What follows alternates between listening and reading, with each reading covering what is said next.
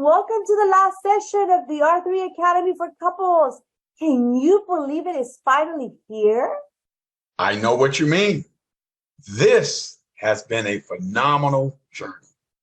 In this session, we will dive into a new curriculum called Making Money Work.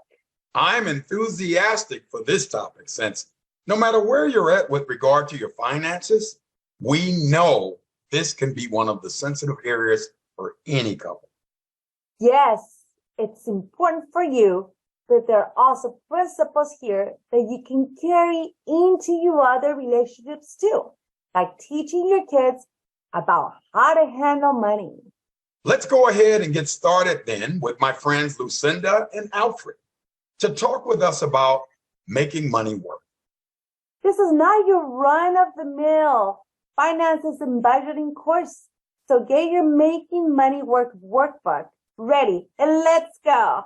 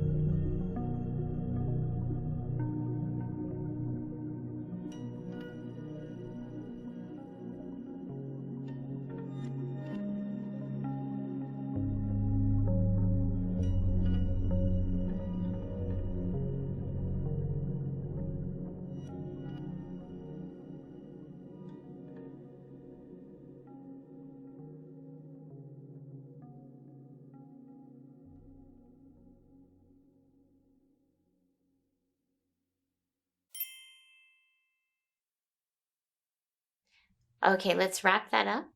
And now, number 2, I'm going to ask you to jump to the future and to dream up and write down what your hopes are for the future of your children when it comes to money. Go ahead and start.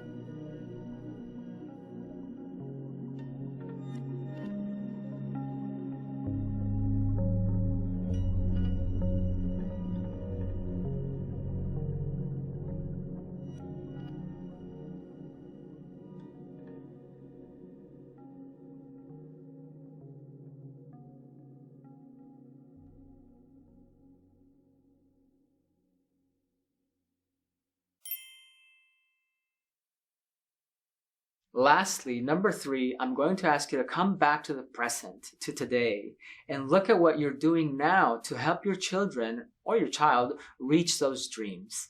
And we'll give you 1 more minute to do that.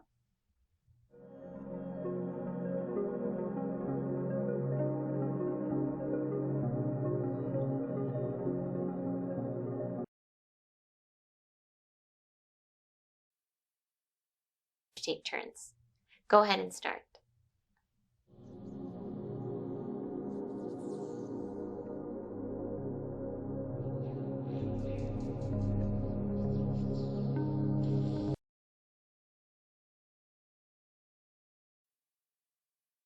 We have a smart money tip.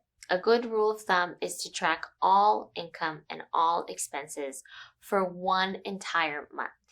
So if you use your debit card for most of your expenses, it won't be that hard to track. Simply print out a copy of your monthly bank statement and take a look at it. So, smart money tip. During this first month, take time to set up for success by organizing bills, receipts, and designating a station in your home for all financial paperwork. It also helps to designate one person to take the lead on acting as the Chief Financial Officer or CFO for the family for that month to help the two of you and make decisions that are agreed upon with your partner. The first step has several parts. The first is to track income and expenses for 1 month. Second is to add up all the income. The third is to add up all the expenses.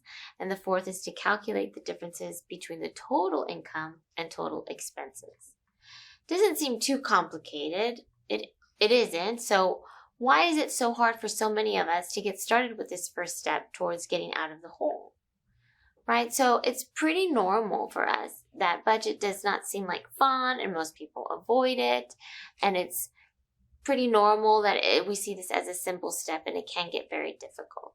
Yeah, and I think even just talking about money can sometimes make people uncomfortable. So even just a little, a few feelings of being uncomfortable might just not allow you to approach the topic. Yeah.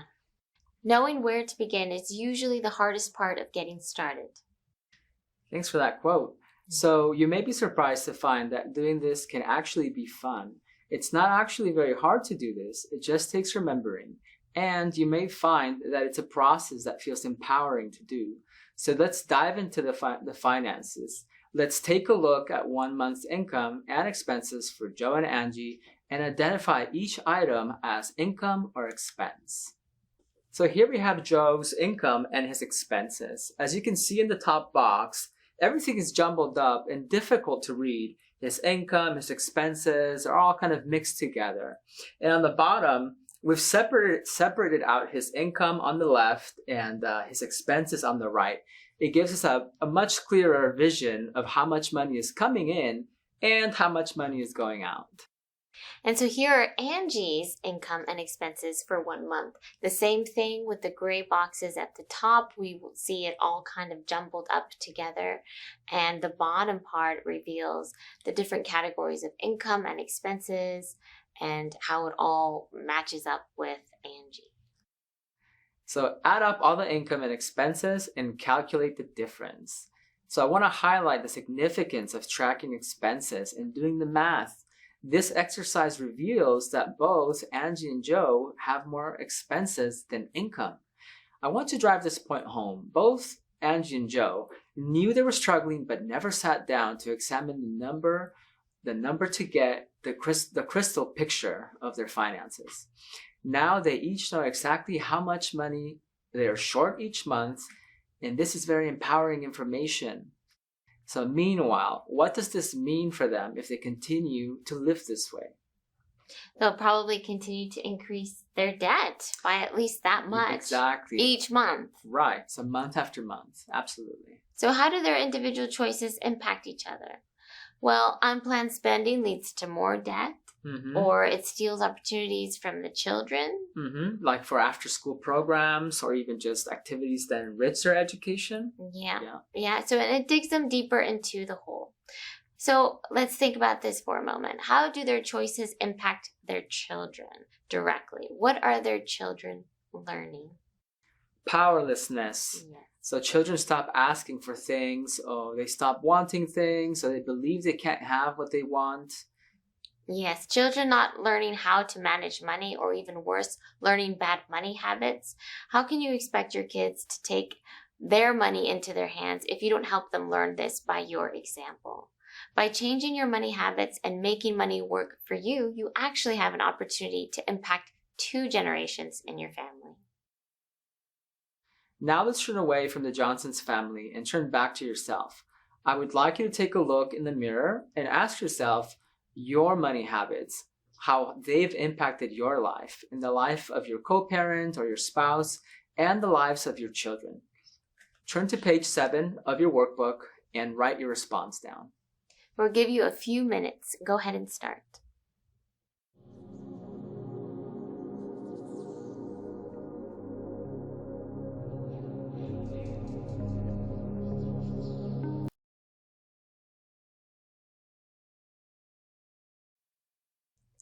The third knot, shed some weight. Now, Joe and Angie understand exactly how far behind they are every month. They cannot climb that rope with all of the excess weight they're carrying right now. They'll have to decide what is most important and necessary versus what expenses are less important.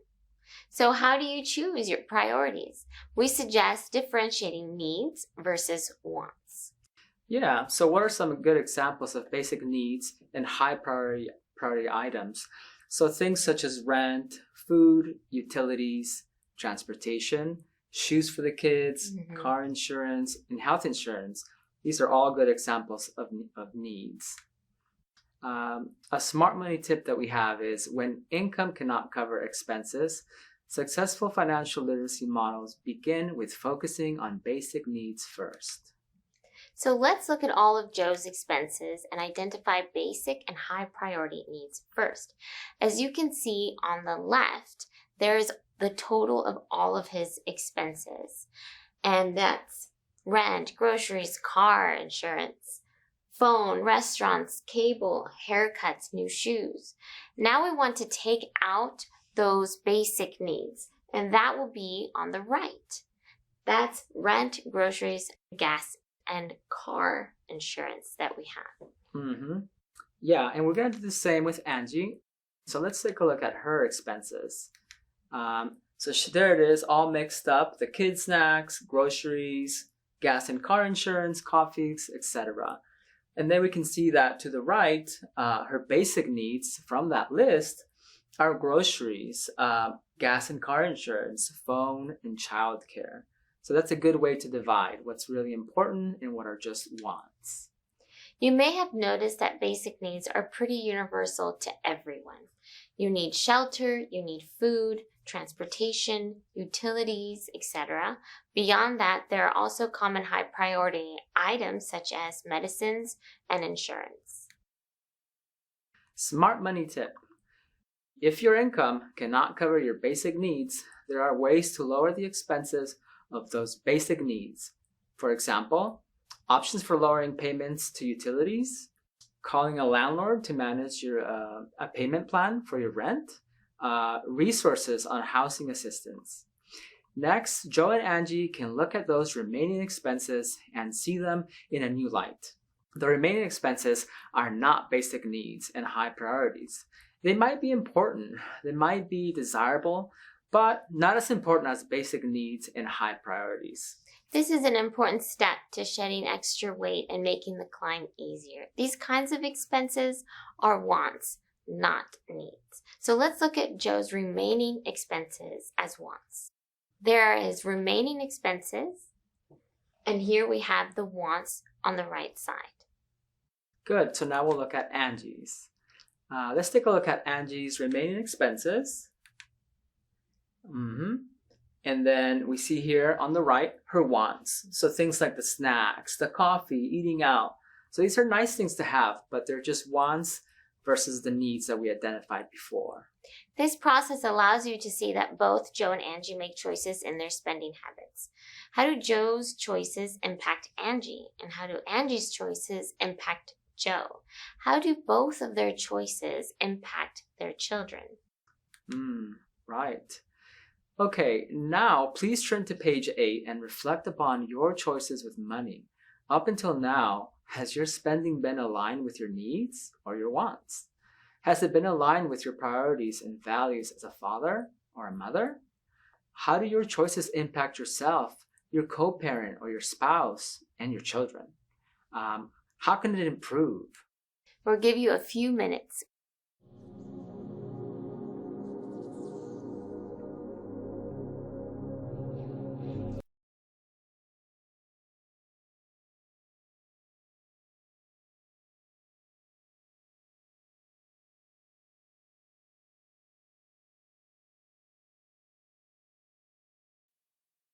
Welcome to the fourth knot. Get a firm grip. Now, Joe and Angie would both be better off with better, higher paying jobs. But waiting for that one thing to happen hasn't proved successful in the past. And they're both sick of finding themselves over and over again at the bottom of the hole. So let's look at this quote. If you do not change direction, you may end up where you are heading. So what does that quote mean for you? Think about that. Yes, Joe and Angie don't need to waste any time waiting for someone to come down the pipeline. The change can occur right now. The change is in them and their choices. How can they do this? What choices can they make? Joe and Angie can improve what they already have by reevaluating how to reduce spending and increase their income. Okay. Here we have another smart money tip. Many people view most of their expenses as fixed and do not realize that they can lower payments on their phone, cable, or many other costs. Renegotiate cable and phone contracts, apply for food stamps, scholarships for sports, and school supplies. So these are the tips that you can find located in the Making Money Work for You self-help segment of your workbook. So we're going to take a look at Joe's changes and how much he's saving by avoiding coffee and eating out. Now, also, we can see all of that all the way on the furthest column is Joe's changes. And right next to that is the amount saved. Now, if we look at the kids, they also made some changes. They got some scholarships and they're not eating out as much. So now we see next to them the money that they have saved. And we also see Angie's. No more manicures and pedicures or manis and petties. No coffees or changing a phone plan. So these are the different lists you can look at as some examples of the changes they made and some of the savings she's done. So let's look at the total. We see that just by Joe's and Angie's savings, Joe saved $660 and Angie $373. Now both have a positive monthly balance. As you can see, this step is about working with what you already have. They didn't have to get another job, only renegotiate some of their accounts. This isn't complicated, but it can be hard. Why is this hard? Maybe they lose motivation. And you got to have a little bit of negotiating skills. That takes a little bit of practice sometimes. Yeah. Sure. What can help them to not give up? Well, I think if you think about the kids, you want a really good future for them. So that's important. Okay, definitely. How about what would help you keep you motivated? So finding ways to actively remind yourself of the life that you want and the life that you want for your kids is a pretty important and effective activity that you can do for yourself. For example, you can use Post-it notes around the house, maybe a welcome phrase on your phone, or you could take a picture of your dream home and put it on the wall. So visualize the life that you want, or the life that you want for your family, your children. So now we want you to go to your page 9 in the workbook and write down this exercise. So in there, we want you to take a few minutes to write down what will keep you motivated to find ways that will reduce your spending and increase your income. So we gave you some ideas with Joe and Angie, and we're going to give you a few minutes to write that down. You can go right ahead.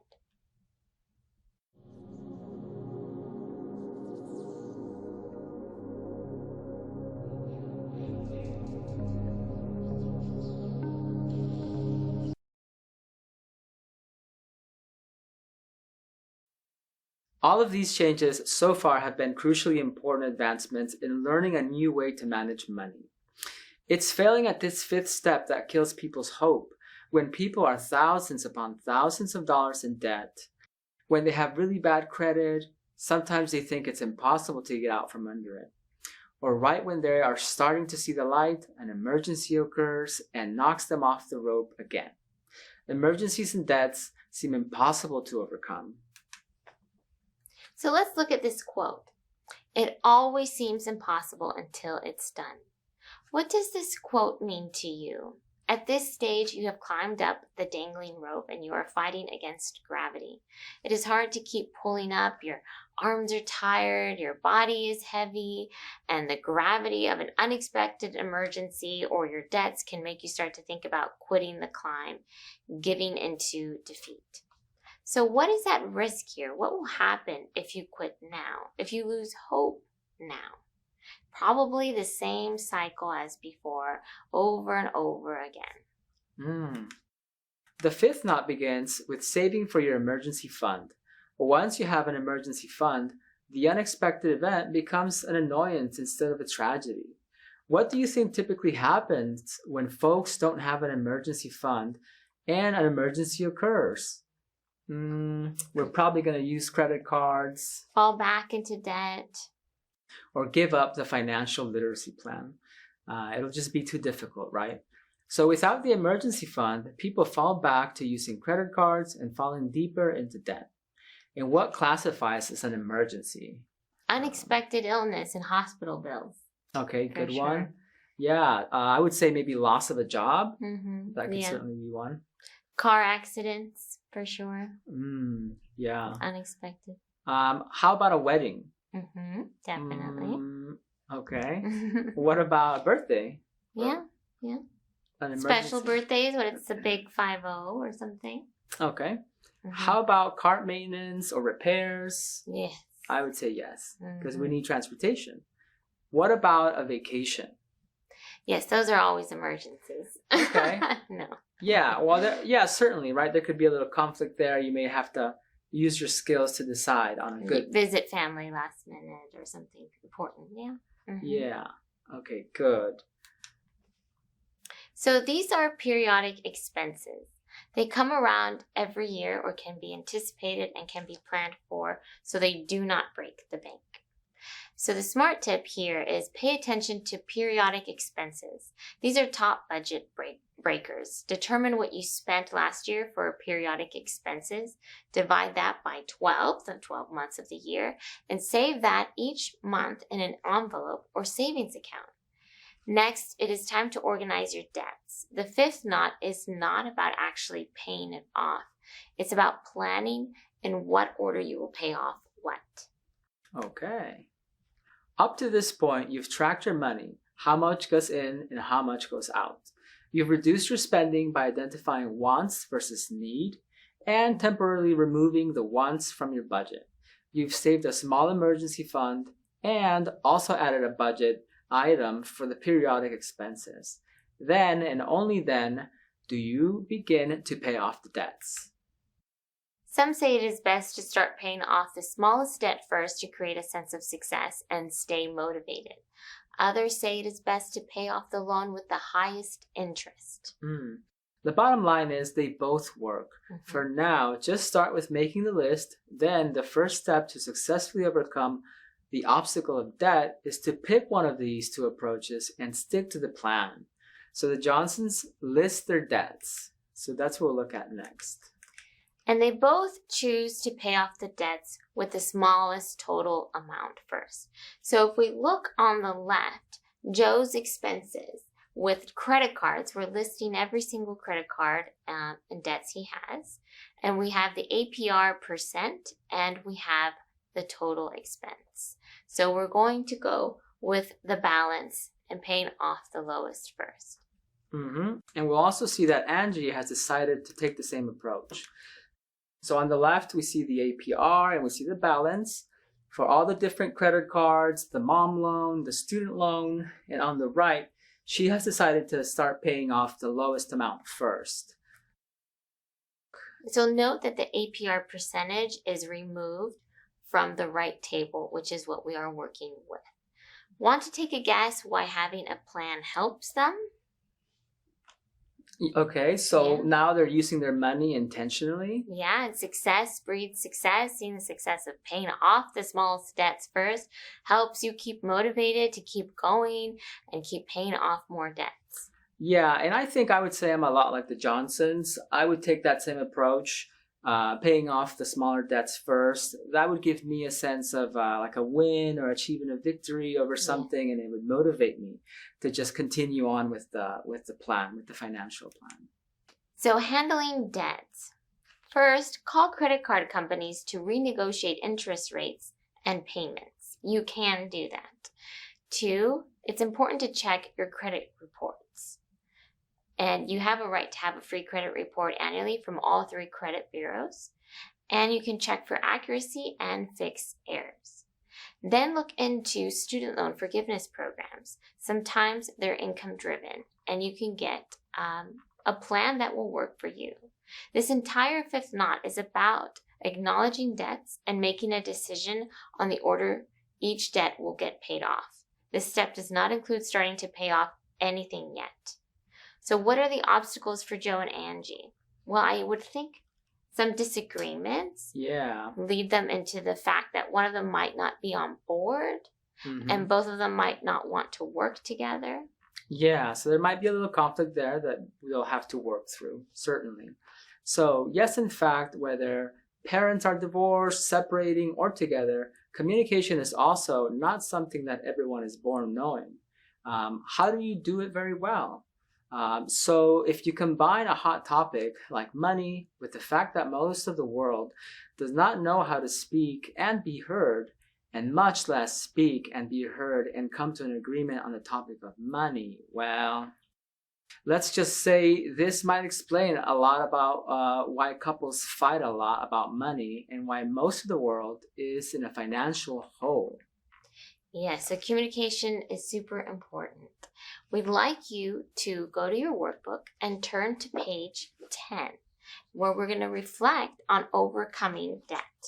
So I'm going to read you the questions so you could fill out. So the first one says, how would you like to handle your debt differently? What are the challenges, obstacles that may disrupt your plans to handle debt differently? What are some ideas on how to keep yourself accountable to handle your debt differently? So we'd like to give you a few minutes to have some self-reflection and fill this out. You can go ahead and get started.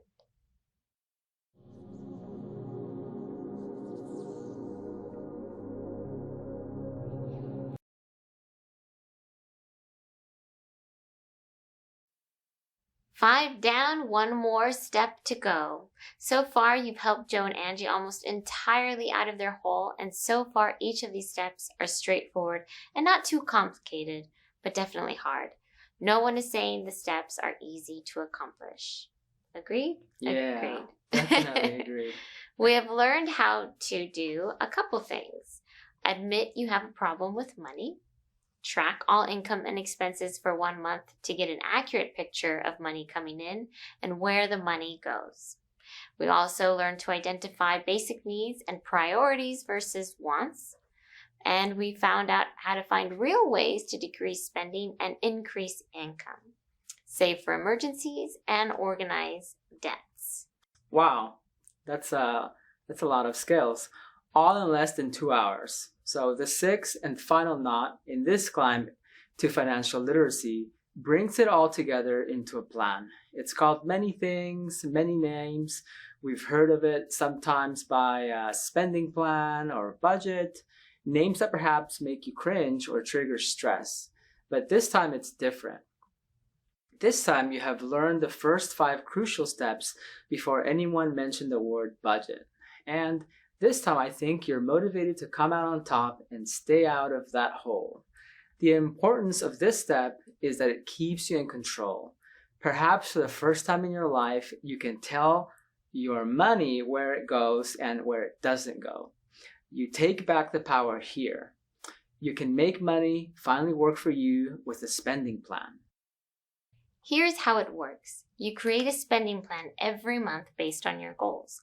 This is the step that puts you in the driver's seat with your money. And once you've decided to do this, it's not that hard to do. Here we have another smart money tip. Identify smart short-term, mid-term, and long-term goals to achieve both your needs and your wants. And here we also have what each of the letter means in the acronym. S is for specific, detailed description of the desired result. M is for measurable, track progress towards your goal. A stands for agreed upon. With your spouse or your partner, he or she must agree. R is for relevant, to your values and priorities. And T is for time-based. This has to be clear and in a time frame. So these SMART goals are used for any goals, not just financial ones, for proven success.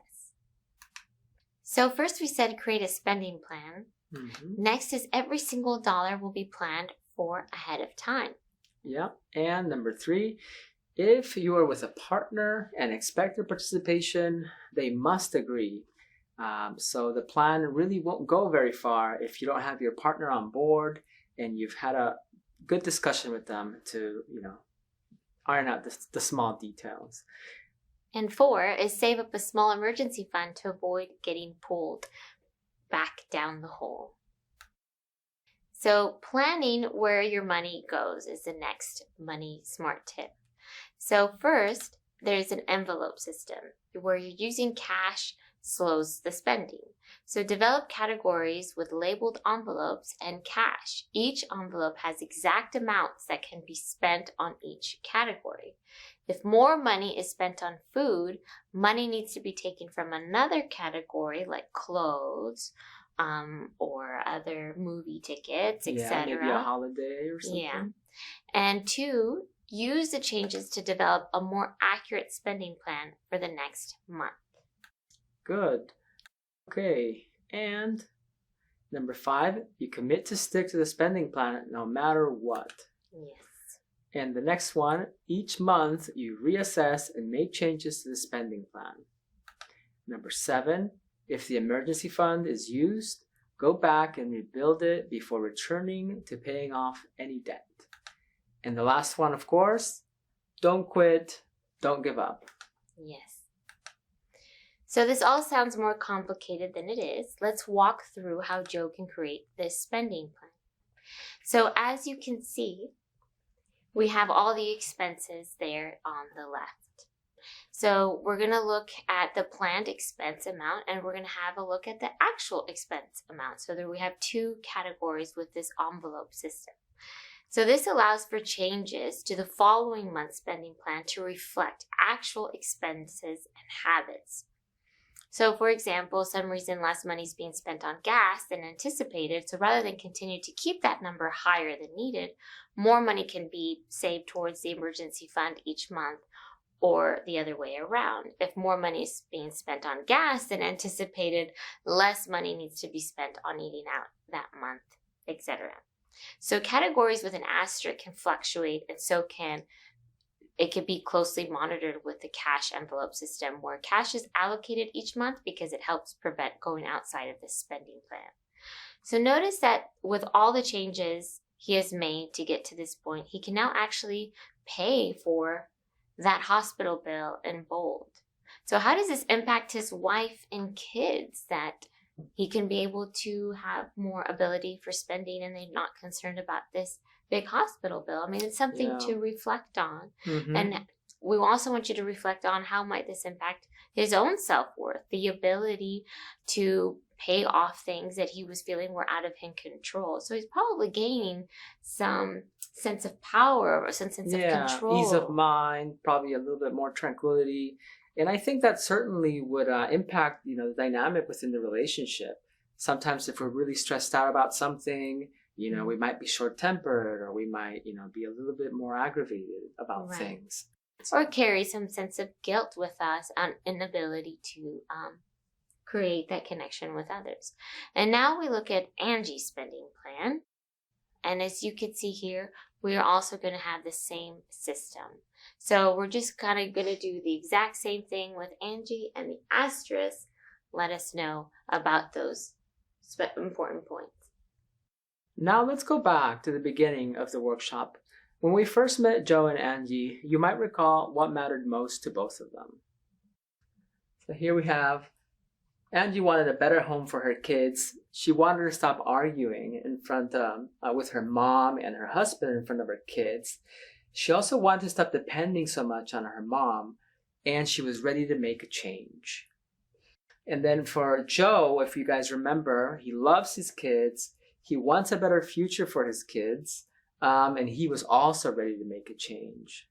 So now that they have accomplished climbing up all 6 knots, how might their spending plan impact their lives and their relationship with each other and their children? And how might their success impact their self-esteem, right? So motivation for change is about providing a better future for their children and improving their relationship with their children. If they are meeting their own needs and the needs of their children, their own sense of self-worth rises and they feel good about themselves as a human being. Yeah, I think, working on your budget and having all of those things under control can definitely be a good source of feelings, right, for yourself and for the relationship. So the rules for developing your own spending plan are in your workbook.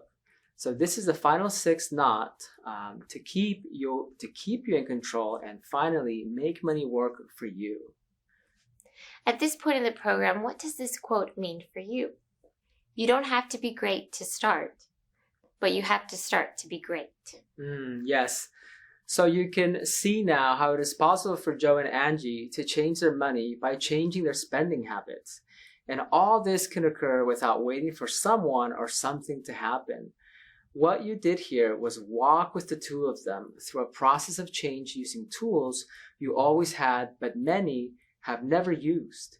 You witnessed this change for them, and you can create this change for yourself and your family. What was the hardest part, you think, probably for this couple? I would say getting started. Yeah. What do you think? Mm-hmm. What will keep you motivated to keep climbing in the same way they did? And you've used that in your workbook to see. So let's start the process of applying the same 6 core strategies to your own financial literacy.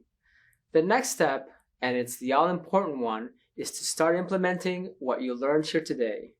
It will do you no good to have learned what you learned today and not use it to make your money work for you. It's like having fertilizer that you never put on your rose bushes, or healthy food that you never put into your mouth. It can't do you any good if you don't use it. Remember your motivations for making these changes. Help your kids have a better life. Give your kids a good model for money management. Reduce conflicts with your spouse. Accomplish what you want with your money. Feel good about yourself as a capable person. What could be better motivation than those things? Yeah, and keep learning. So use the self-guide in the workbook immediately. The free resources online or at the library. There's also financial literacy workshops. And as a final exercise, we'd like to ask you to visualize your goals with us for a bit. So we want to invite you to close your eyes if you'd like. Any good athlete visualizes themselves succeeding in their sport, and it works. Rather than the darkness, now you focus on the light ahead of you. Create the vision of yourself successfully accomplishing at least 2 financial goals in the next 2 years. What does this future look like? What does it feel like? Spend time creatively to be as detailed as you can. See it happening, unfolding. The more detailed and specific you are about what you aim to achieve, the more likely you are to achieve it. Don't worry about writing anything down right now. Just visualize your success. See it in your mind.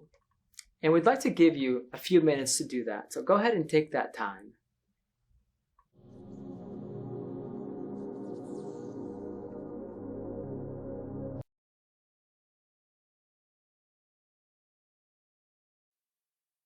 Congratulations, you've made it. I'm so proud of you for persevering. You set out to focus and invest in your relationship. And you not only found it, you finished this best of the best workshop, the R3 Academy for Couples. We started by reviewing pillar principles and practical communication and problem-solving skills in our world-class relationships for work and home curriculum. Then we talked about the life-saving skills necessary when we're dealing with difficult emotions.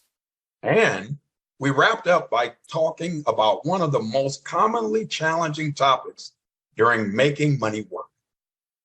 We have seen these couples revolutionize partners' relationship. And parenting or workplace relationships too. And we profoundly hope that you'll experience the same thing. We trust that if you continue to apply yourself the way you have to finishing all of these sessions, you'll definitely benefit from the wisdom shared with you. You also get to keep the workbooks so you can refer back to them at any time. Before we wrap up, I want to point out a few more things. Number one, expect to hear from us soon. Within the next few weeks, you will get a call from someone on our team to conduct the exit survey. They will ask you the same questions that you answered on the entrance survey before you started the R3 Academy for Couples. We really appreciate you completing the exit survey with them. As your feedback on the impact on this program had on you and your relationship is super important. It allows us to continue offering this learning experience to more couples. If you do complete both the entrance and the exit surveys, we will send you a $25 Kohl's gift card. Number 2, bonus on perfect or near perfect attendance. Also, if you finished at least 11 of the 12 sessions, our team will reach out to get you your $50 attendance incentive gift card. Number 3, you will hear from us again in 4 months. Finally, in 4 months, our team will reach out to you again with the final survey so we can see how well this information and these skills work for you over a period of time. Once again, we really need you to help us continue to support couples and help relationships thrive. And if you complete this follow-up survey, we'll send you another $25 Kohl's gift card, then give you access to our Raising World-Class Kids curriculum if you've earned the attendance incentives. That is it. I'm Rosie. And I'm Baldwin. We and our colleagues thank you for taking this journey with us. Now go out and Couple couple better. better.